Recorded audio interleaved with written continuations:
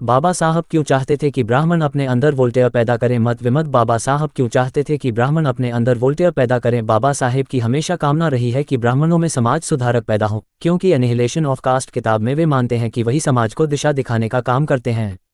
भारत की संविधान drafting committee के चेयरमैन डॉक्टर B.R. अम्बेडकर अपनी रचना अछूत कौन थे और वे कैसे अछूत बने में लिखते हैं, अब तक सारी विद्वता ब्राह्मणों के पास रही है, लेकिन दुर्भाग्य है कि आज तक एक भी ब्राह्मण वोल्टेयर जैसी भूमिका निभाने के लिए सामने नहीं आया, न भविष्य में ऐसा हो पाने की संभावना है।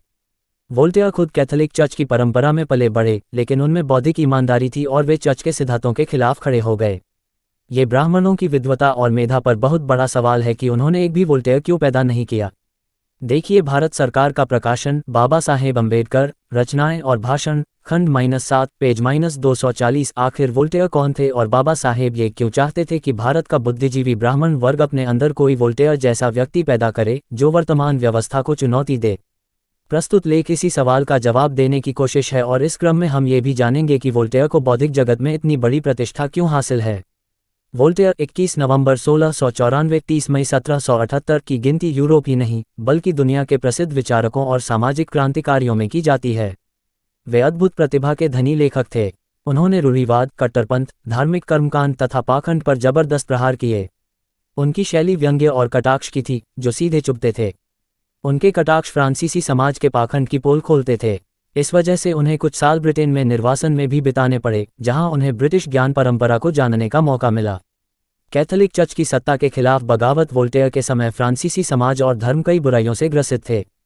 वे कैथोलिक समुदाय में पैदा हुए, किंतु कैथोलिक धर्म के कर्मकांड और आडंबरों से वे हमेशा नाखुश रहे। उन्होंने इन कर्मकांडों और आडंबरों को दूर करने का बीड़ा उठाया। उसके विचारों ने पूरे फ्रांसीसी समाज को झकझोर डाला था।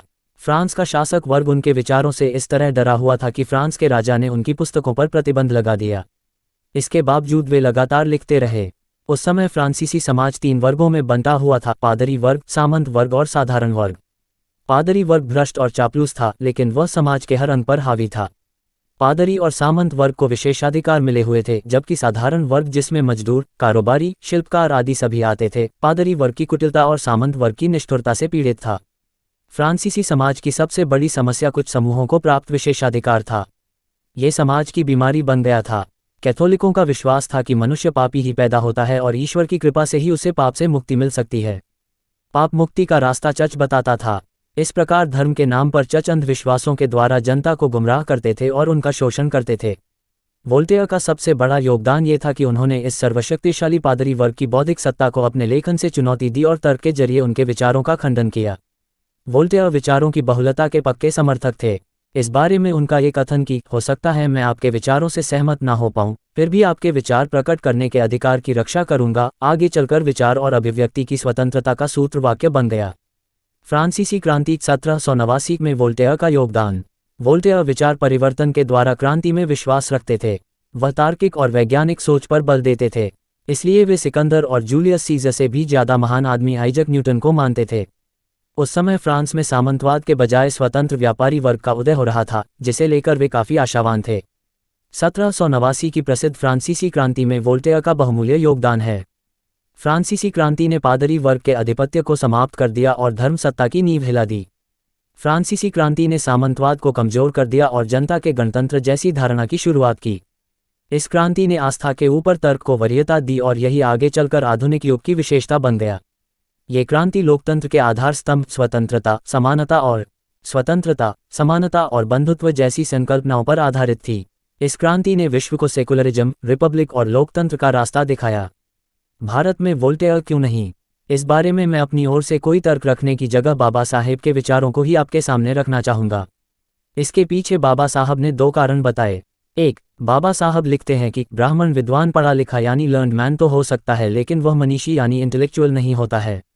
पढ़े लिखे होने और मनीषी होने में फ़र्क है। इनमें से पहला व्यक्ति अपने वर्गीय और तबकाई हितों को लेकर सचेत होता है और उस स्वार्थ से बंधा होता है। वहीं मनीषी या इंटेलेक्चुअल एक सजग व्यक्ति होता है और वर्गीय हितों से ऊपर उठकर विचार कर सकता है। चूंकि ब्राह्मण विद्वता का अर्थ सिर्फ पढ़ा लिखा होना है, इसलिए वे वोल्टेयर पैदा नहीं कर पाए। 2. इसकी दूसरी वजह बताते हुए बाबा साहब लिखते हैं कि इस सवाल का जवाब कुछ सवाल के जरिए दिया जा सकता है। जैसे तुर्की के सुल्तान ने दुनिया से इस्लाम की सत्ता को खत्म क्यों नहीं किया? या पोप ने कैथोलिक मत का खंडन क्यों नहीं किया, या ब्रिटिश सांसद ने नीली आंखों वाले सभी बच्चों को मारने का हुक्म क्यों नहीं दिया। सुल्तान या पोप या ब्रिटिश संसद ने जिन वजहों से ये काम नहीं किए, उन्हीं वजहों से ब्राह्मणों ने अपने बीच में से वोल्टेयर पैदा नहीं होने दिया। ये स्वीकार किया जाना चाहिए कि किसी व्यक्ति का समूह का स्वार्थ उसकी बुद्धि और विचारों को संचालित करता है और उसकी सीमाएं भी तय करता है। ब्राह्मणों को जो सत्ता और समाज में जो स्थान प्राप्त है, उसका स्रोत हिंदू सभ्यता है, जो उन्हें बाकी लोगों से श्रेष्ठ बताती है और नीचे के समूहों को इतना पंगु बना देती है कि वे ब्राह्मणों की श्रेष्ठता को कभी चुनौती न दे सकें। इसलिए ब्राह्मण, चाहे वह परंपरावादी हो या प्रगतिशील, चाहे वह पुजारी हो या गृहस्थ, चाहे वह विद्वान हो या नहीं, वह ब्राह्मणों की श्रेष्ठता को बनाए रखना चाहेगा। ऐसे में ब्राह्मण क्यों चाहेंगे कि उनके बीच से कोई वोल्टेयर पैदा हो। ब्राह्मणों के बीच वोल्टेयर पैदा होने का अर्थ है ब्राह्मण श्रेष्ठता को स्थापित करने वाली सभ्यता को खतरे में डालना। इसके बावजूद बाबा साहेब की हमेशा कामना रही है कि ब्राह्मणों में समाज सुधारक पैदा हो, क्योंकि एनिहिलेशन ऑफ कास्ट किताब में वे मानते हैं कि वही समाज को दिशा दिखाने का काम करते हैं और जब तक वे समाज को बदलने के लिए आगे नहीं आएंगे, तब तक हिंदुओं में बदलाव मुमकिन नहीं है। एनिहिलेशन ऑफ कास्ट को लिखने के लगभग 10 साल बाद द अनचेबल्स यानी अछूत कौन थे लिखते हुए बाबा साहेब की निराशा साफ झलकती है, क्योंकि अब वे समझ चुके थे कि ब्राह्मणों में वोल्टेयर क्यों पैदा नहीं हो पाएगा। उनकी कल्पना का वोल्टेयर ब्राह्मण समुदाय आज भी पैदा नहीं कर पाया है। सूचना सिर्फ मान्यताओं और जानकारियों पर आधारित है। यहाँ ये बताना जरूरी है कि यह मेरा वीडियो किसी भी तरह की मान्यता, जानकारी की पुष्टि नहीं करता है। किसी भी जानकारी या मान्यता को अमल में लाने से पहले संबंधित विशेषज्ञ से सलाह लें। धन्यवाद।